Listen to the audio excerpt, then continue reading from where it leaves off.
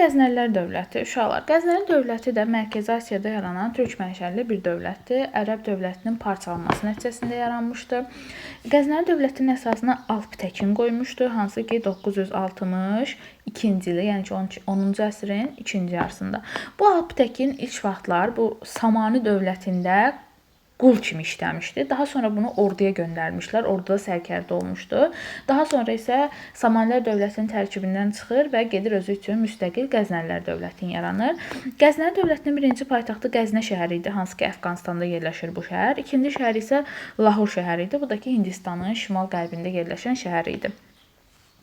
Qəznəlilər dövlətinin ən qüdrətli hökmdarı Mahmud Qəznəli idi. 998 1030-cu illərdə hakimiyyətdə olmuşdu. Mahmud Qəznəli 999-cu ildə Qaraxani dövləti ilə birləşərək Samanilər dövlətinin süquta uğradır və Samanilər dövlətinin süquta uğradandan sonra onun əraziləri olan Xorasanı, Xərəzmi, Sistanı, bir də ki Əfqanistanı öz ərazisinə qatır. Mahmud Qəznəlinin ən böyük hədəfi isə Hindistan olur. Hindistanı işğal etmək. Ona görə də Hindistana yürüşlər təşkil edir və o Hindistanın sadəcə şimal-qərbin işğal edə bilir digərləri kimi. Hindistana yürüş edənlər Makedoniyalı İskəndər olmuşdu, Əhəmən dövləti olmuşdu, Ağın hökmdarı Mihraqulu xan olmuşdu. Bir də burada da Mahmud Qəznəli görür. Bu dörd dövlətin oxşar cəhəti Hindistanın şimal-qərbini tutması. Yəni bütün Hindistan söhbəti yoxdur və çox vaxtda bunu da Mahmud Qəznəli yazır. Deyir bütün Hindistanı işğal etdik, yox. Hindistandakı uğurundan sonra Abbasilər xilafəti, yəni ərəblər Mahmud Qəznəliyə sultan titulunu verəcəklər. Və Mahmud Qəznəli türk dünyasında ilk türk hökmdarı olur ki, bu sultan titulunu qəbul edir. Yenə burada sizə çaşdırarlar. Deyərlər ki, Sultan Mahmud Qəznəli Hindistanı işğal etmişdi. Yox.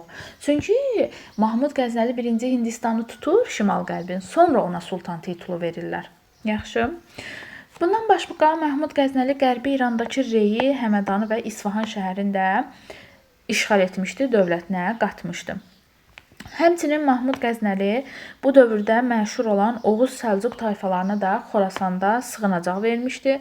Lakin bu Oğuz Səlcuq tayfaları biraz nankör olduqlarına görə bir müddətdən sonra, hansı ki 1028-ci ildə Mahmud Qəznəliyə qarşı üsyan qaldırıb Xorasanı işğal etmək istəyirdilər. Bu zaman Mahmud Qəznəli bu tayfalarını eləyir, Xorasandan çıxardır, Qəznəli dövlətindən qovur və bu tayfalar da gəlirlər hara? Azərbaycana, yəni ki, Rəvvadilər dövlətində məskən salırlar. Bunu Rəvvaddə oxuyacaqsınız.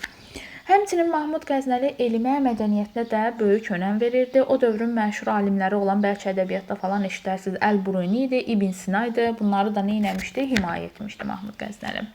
Mahmud Qəznəlidən sonra hakimiyyətə Sultan Məsud gəlir. Sultan Məsudun dövrü dövlətin zəiflədiyi dövrdür. Daxili çəkişmələr, idarə etmə zəifləyir və bütün bunlardan da istifadə edən Səlcuq dövləti 1040-cı ildə hücum edir Qəznəlilərin üzərinə və bu zaman Dəndəndəkan döyüşü baş verir.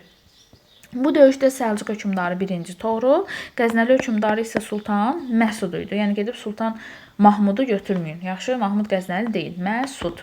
Testlərdə də buna diqqət edin.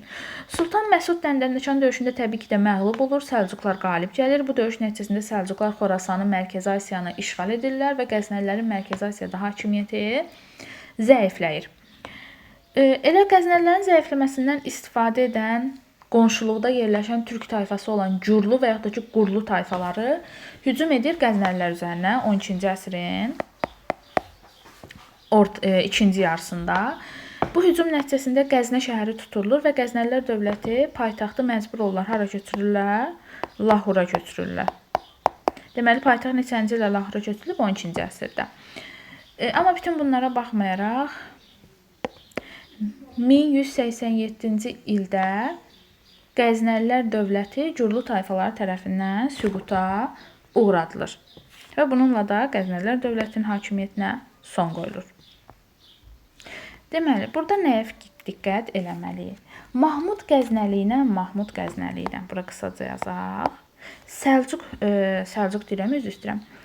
Sacı hökmdarı Yusif, Əbu Sacın oxşar cəhəti, Reyi tutmaları, bir də ki Samani ilə mübarizə aparmalardır, yaxşı. Deməli, Mahmud Qəznəli ilə Yusif bin Əbu Sacın oxşar cəhəti nə oldu? Rey şəhərini tutublar, bir də Samanilər dövləti ilə mübarizə aparıblar. Bunu da bəzən testlərdə soruşur. Və yaxud da ki, Sacilərlə Qəznəlilərin də oxşar cəhəti deyə bilərsiniz dövlət kimi bunları.